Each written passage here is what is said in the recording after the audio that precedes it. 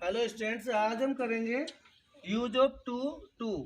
ये टू का जो एक्सप्रेशन होता है ये नेगेटिव होता है, यानी अगर टू यहाँ पे लिखा हुआ आ रहा है तो जो सेंटेंस होगा उसका मीनिंग जो आएगा वो नेगेटिव ही आएगा हमेशा, क्योंकि हम जो दो सेंटेंस कनेक्ट करते हैं उनमें से एक सेंटेंस हमेशा नेगेटिव होता है। तो इनको जब यूज करें दो सेंटेंसेस को मिला करके एक जब बनाएंगे तो जो पहले वाला सेंटेंस है उसमें से वेरी ग्रेट या सो जो वर्ड दिए जाते हैं उनको हमें हटा देना है, यानी उनको रिप्लेस करना है किसके साथ, टू के साथ। तो पहले सेंटेंस में जैसे कि my friend is very poor, तो इसमें वेरी वर्ड आया, इस वेरी को यहाँ पे हम क्या करेंगे, हटा देंगे और इसकी जगह ले लेंगे टू। और जो दूसरा सेंटेंस होगा उसमें हमें ध्यान देना है कि सब्जेक्ट को, हेल्पिंग वर्ब और नॉट, ये तीनों वर्ड हमें यहाँ से हटाने हैं और तीनों को हटा करके बचा हुआ जो सेंटेंस है उसे कनेक्ट करना है हमें टू के साथ में।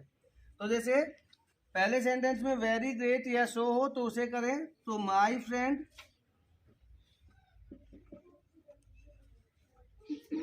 Is too poor. अब इसके बाद दूसरा जो सेंटेंस है इसमें से हमने तीनों चीजें हटा दी, सब्जेक्ट, हेल्पिंग वर्ब और नॉट, तो इसको कनेक्ट कर देंगे टू से, टू परचेज अ कार। अब जैसे दो सेंटेंस जब अलग अलग थे तो उसकी हिंदी होती थी my friend is very poor, कि मेरा जो फ्रेंड है वो बहुत पुअर है, he can not purchase a car, वो परचेज नहीं कर सकता एक कार। पर जब हमने दोनों को बनाया तो नॉट कहीं नहीं दिख रहा हमें, लेकिन ये जो एक्सप्रेशन है आपका टू टू, इसी से पता चलता है कि नेगेटिव मीनिंग देगा और सेंटेंस होगा my friend is too poor to purchase a car. Same sentence दूसरा है, दूसरे में हम देखेंगे तो पहले सेंटेंस का वेरी तो हो गया Monica is too dull student, और दूसरा जो सेंटेंस है उसमें से वही सब्जेक्ट सी, कैन एचवी और नॉट, ये तीनों के तीनों हम क्या करेंगे, हटाएंगे और इनकी जगह आ जाएगा to, to solve this puzzle. ये तो पहली स्टेप है जब आपके पास दोनों सेंटेंस के सब्जेक्ट सेम हो, जैसे कि माय फ्रेंड था और माय फ्रेंड के लिए यहाँ पे दूसरा यूज हुआ ही, तो हमें पता है कि माय फ्रेंड के लिए जो प्रोनाउन यूज होता है वो ही होता है, तो ही जो है वो किसके लिए यूज हो रहा था, माय फ्रेंड। तो दोनों के सब्जेक्ट सेम थे। यहाँ पर भी हमने देखा कि मोनिका, तो यहाँ पर ये मोनिका जो एक लड़की का नाम है और यहाँ पर जो है सी, तो हमें पता है कि मोनिका के लिए प्रोनाउन जो सी यूज होता है, तो सी जो है वही मोनिका है और मोनिका ही कौन है, सी है। तो हमने पहले जो स्टेप की उसमें थी जब सब्जेक्ट कैसे हो, सेम हो, और इसकी जो दूसरी स्टेप होती है उसमें क्या होगा कि पहले सेंटेंस का सब्जेक्ट अलग होगा और दूसरे सेंटेंस का सब्जेक्ट अलग होगा। अब हम इसकी दूसरी स्टेप लेते हैं। दूसरी स्टेप में क्या होगा, जैसे हमने पहले देखा था कि पहले में दोनों जो सब्जेक्ट थे दोनों सेंटेंसेस के वो सेम थे। अब सेकंड स्टेप में क्या होगा कि जो सेंटेंस आपके दो दिए जाएंगे उनके दोनों के सब्जेक्ट अलग अलग होंगे। जैसे हमने यहाँ देखा कि एक सेंटेंस में लिखा था क्वेश्चन इज वेरी डिफिकल्ट और दूसरा है आई कांट सॉल्व इट। तो पहला सेंटेंस है द क्वेश्चन सब्जेक्ट है उसका और दूसरा जो आपका सब्जेक्ट है वो है आई, तो दोनों अलग हो गए। तो जब अलग हो गए तो उनके लिए थोड़ा सा हमें रूल चेंज करना है। पहले सेंटेंस का वही रहेगा कि वेरी ग्रेट और सो है, उसकी जगह तो हम ले लेंगे टू। तो जैसे ये वेरी आया तो इसकी जगह तो टू ही आ गया यहाँ पे, तो the question is too difficult. लेकिन अभी हमें दूसरे सेंटेंस जाते हैं तो वहां पे थोड़ा चेंज करना पड़ेगा हमें कि दूसरे सेंटेंस का अगर सब्जेक्ट अलग है तो उसके लिए हमें ध्यान देना है कि पहले तो हमें फॉर लिखना है और फिर objective form of the subject of second sentence, कि जो सेकंड सेंटेंस है उसका सब्जेक्ट कौन है, आई। तो इस आई का हमें यहाँ पे सब्जेक्टिव फॉर्म के बजाय ऑब्जेक्टिव फॉर्म करना है। जैसे आई का ऑब्जेक्ट हो गया मी, वी का हो गया अस, यू का यू, सी का हर, ही का हिम, दे का देम। तो इस तरह से हमें इनकी ऑब्जेक्टिव फॉर्म लेनी है। तो हमारे पास यहाँ पर है आई, तो आई का हो गया मी, पर वो मी किसके पहले लेना, किसके साथ लेना है, फोर के साथ। तो पहले लेंगे हम फोर और फोर के बाद में मी। अब जैसे ही लिया तो वही कांट, यानी सब्जेक्ट की जगह तो मी आ गया, लेकिन हेल्पिंग वर्ब और नॉट ये दोनों पहले की तरह से फिर से हट जाएंगे और वही टू सॉल्व, ये इट भी हटेगा यहाँ पे, क्योंकि इट किसके लिए आया, द क्वेश्चन के लिए। तो द क्वेश्चन हम पहले यूज कर चुके हैं, तो जो आपके पहले सेंटेंस के सब्जेक्ट के लिए जो वर्ड यहाँ यूज होगा उसको भी हमें हटाना पड़ेगा, और उसके अलावा बाकी चीजें होगी, वेरी की जगह हो गया टू, तो the question is too difficult, subject I दोनों अलग, तो फॉर के साथ इसका ऑब्जेक्ट बना दिया फॉर मी।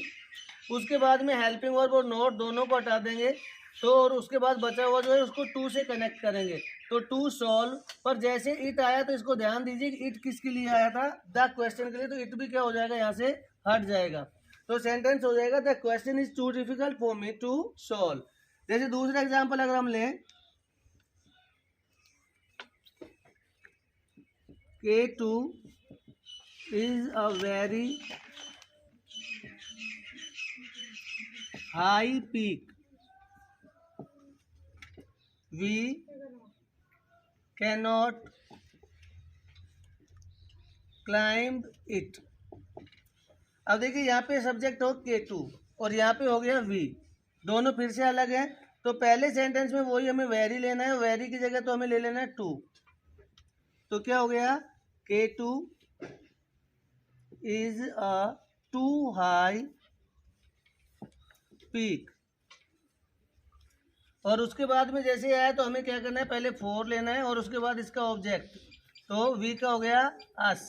अब उसके बाद में एच वी और नॉट दोनों को हटा देना है और टू से कनेक्ट करना है, टू क्लाइम। फिर से इट आया, तो इट किसके लिए आया, K2 के लिए, तो अगर K2 के लिए इट आ रहा है तो K2 हम पहले यूज कर चुके हैं, तो इसका यूज नहीं करेंगे और यहीं तक सेंटेंस होगा। तो क्या हो गया, K2 is a too high peak for us to climb. तो इस तरह से डिफर सब्जेक्ट में करते हैं। हाँ बेटा, अब हम यूज करेंगे हार्डली वैन का। देखिए हार्डली वैन के सेंटेंस होते हैं कि जैसे बड़ी मुश्किल से मैंने ये किया था कि ये हो गया, इस तरह के जब हम सेंटेंस बोलते हैं, जैसे बड़ी मुश्किल से मैं रेलवे स्टेशन पहुंचा ही था कि ट्रेन चली गई, जैसे कि मैंने मुश्किल से कुत्ता देखा और वो कुत्ता मुझे क्या करने लगा, अटैक करने लगा, यानी मेरे ऊपर भौंकने लगा।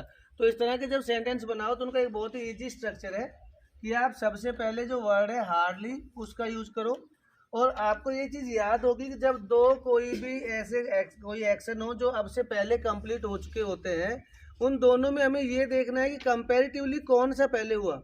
जैसे दो सेंटेंस है, आई सॉ अ डॉग, मैंने एक डॉग देखा, the dog attack that me, और डॉग ने मुझ पे क्या किया, अटैक किया।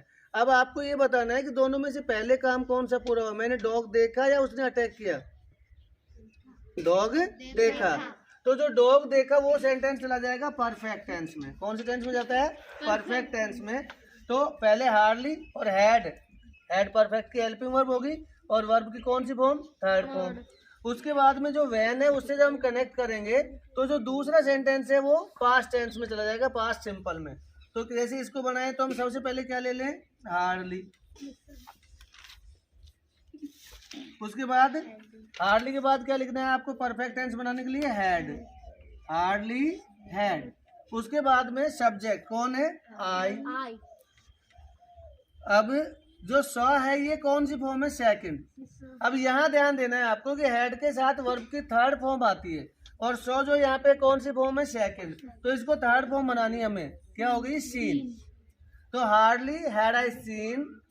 अब बस सेंटेंस में जाओ, a dog,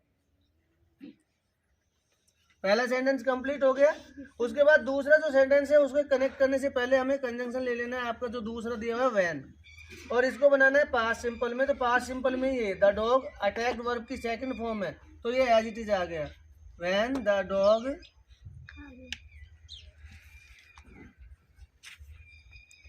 attacked at me.